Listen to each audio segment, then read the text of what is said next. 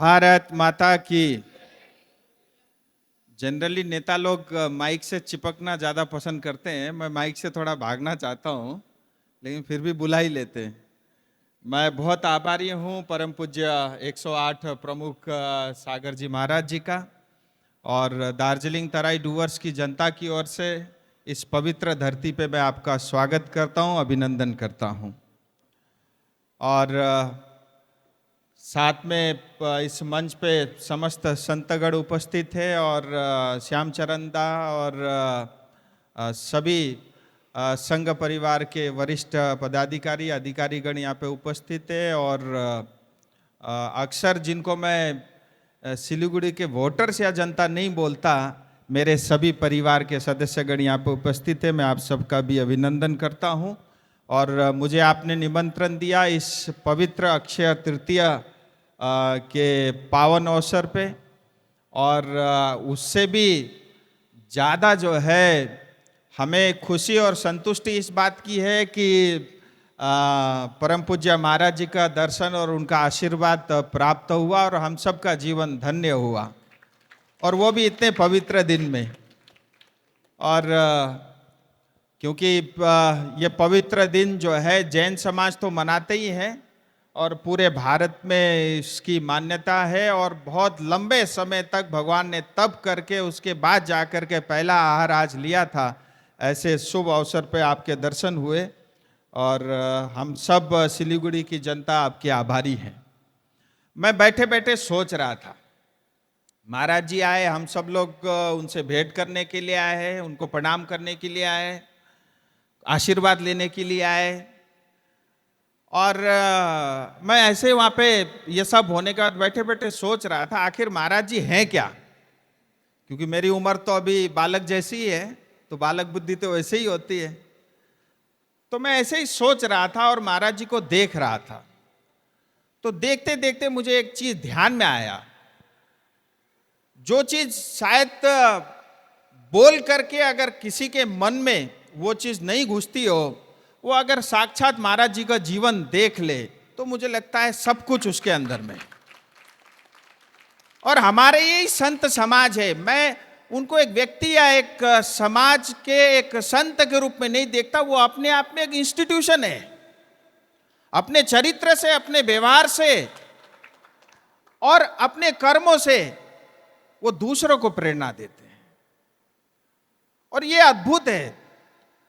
आप देखिए, सब कुछ होते हुए भी सब कुछ त्याग दिया, और वो भी अपने लिए नहीं, इस देश के लिए, इस समाज के लिए, यहाँ के लोगों के लिए। ये हर कोई नहीं करता। बहुत आसान रहता है माइक के अंदर में त्याग शब्द का प्रयोग करना, लेकिन उस त्याग के लिए जो ताकत लगती है, मैं तो उसकी कल्पना भी नहीं कर सकता। और जो संयम, जो साक्षात महाराज जी के जीवन से हमको वो प्रेरणा मिलती है, दिन में एक ही बार भोजन करना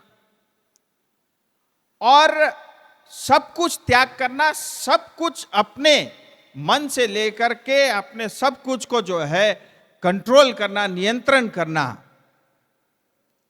ये भी हमको प्रेरणा मिलती है। और हमारे जैन समाज के भाई हमेशा ये कहते ही है, सत्य बोलना। अब महाराज जी का अभी उद्बोधन तो होना है, लेकिन आमतौर पे जितने भी हमारे जैन समाज के लोग मिलते हैं, वो सत्य पे विश्वास करते हैं और अहिंसा पे विश्वास करते हैं। और यही सब प्रेरणा मुझे लगता है महाराज जी के जैसे संतों का जीवन देख करके वो प्रेरणा हम सबको मिला है। और आप जैसे पवित्र संत और लोगों के कारण हमारा समाज जो है टिका हुआ है, नहीं तो इतनी कुरीतियां आ गई है। अभी मैं बैठे बैठे सुन रहा था, जो भाई साहब मेरे से कह रहे थे निवेदन, कि जब संत चले तो उनकी सेफ्टी सिक्योरिटी के बारे में प्रशासन उसको संज्ञान में ले, पार्लियामेंट में भी आप विषय रखे। कितना परिवर्तन आ गया। पहले हर आदमी पैदल चलता था, हमारे सबके पूर्वज भी यही करते थे, लेकिन आज उल्टा हो गया। अब पैदल चलने वाले के लिए प्रशासन से निवेदन करने की आवश्यकता पड़ रही है, क्योंकि हम सब लोग गाड़ी में जा रहे हैं, सिक्योरिटी गार्ड लेकर के जा रहे हैं। इतना बदलाव हो गया है। इसलिए जो है बदलाव, परिवर्तन, विकास ठीक है, लेकिन कई बार जीवन में इस तरह का बदलाव हो जाता है जिसके कारण पर्यावरण को भी उसका नुकसान होता है, हम सबको भी होता है। सो जैसा भी भाई साहब ने कहा, मेरी तरफ से पूरा सहयोग रहेगा और इस विषय को मैं पार्लियामेंट में भी रखूंगा। और सिलीगुड़ी, दार्जिलिंग में महाराज जी को किसी तरह की सुरक्षा की आवश्यकता नहीं पड़ेगी। और ये ऐसा पवित्र स्थान है, मैं तो भाग्यशाली मानता हूं अपने आप को। मैं तो कहा मणिपुर सुदूर एक गांव में पैदा हुआ, बहुत लंबे समय तक दिल्ली में रहा, और इतने पवित्र स्थान का सांसद बनने का वो भी पहली बार नहीं, दूसरी बार, 2 बार मौका मिला। मैं अंत में फिर पवित्र इस अक्षय तृतीया की शुभकामनाएं देता हूं, और आप सब ने मुझे बोलने का मौका भी दिया, इसके लिए मैं आप सबका आभारी हूं। महाराज जी और संपूर्ण संत समाज का एक बार फिर सिलीगुड़ी में स्वागत करता हूं। आप बार बार आते रहे और आपकी आशीर्वाद और कृपा हम सब के ऊपर बनी रहे। जय हिंद, जय भारत। धर्म स्नेह महात्माओं, आज हमारे पास सिलीगुड़ी के वो लोग बैठे हैं जिनके आधार पर सिलीगुड़ी आज बहुत सारी ऊंचाइयां पा रहा हो तो कोई आश्चर्य की बात नहीं होगी।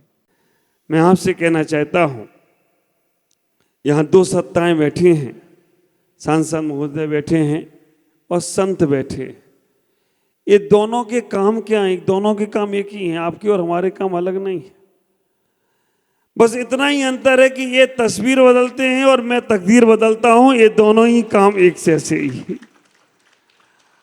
आप विचार करके रखना, ये चाहते हैं कि पूरे नगर की तस्वीर बदल जाए, इसलिए प्रयास करके आप इन्हें बार बार लाने का प्रयास करते हो। और ये भी 2 बार आए और मैं भी 2 बार आया हूं। मैं भी चाहता हूं कि तुम्हारी तकदीर बदल जाए।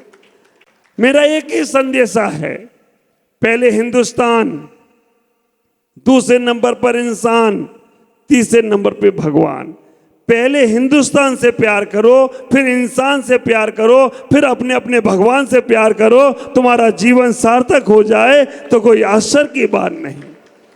मेरे गुरुदेव आचार्य भगवान पुष्पदंत सागर जी महाराज अभी इंदौर में महाकुंभ में उन्होंने एक बात कही, अगर धर्म में राजनीति चली जाए, धर्म में राजनीति चली जाए तो धर्म विधवा हो जाता है, धर्म समाप्त हो जाता है, धर्म अंधकार में चला जाता है।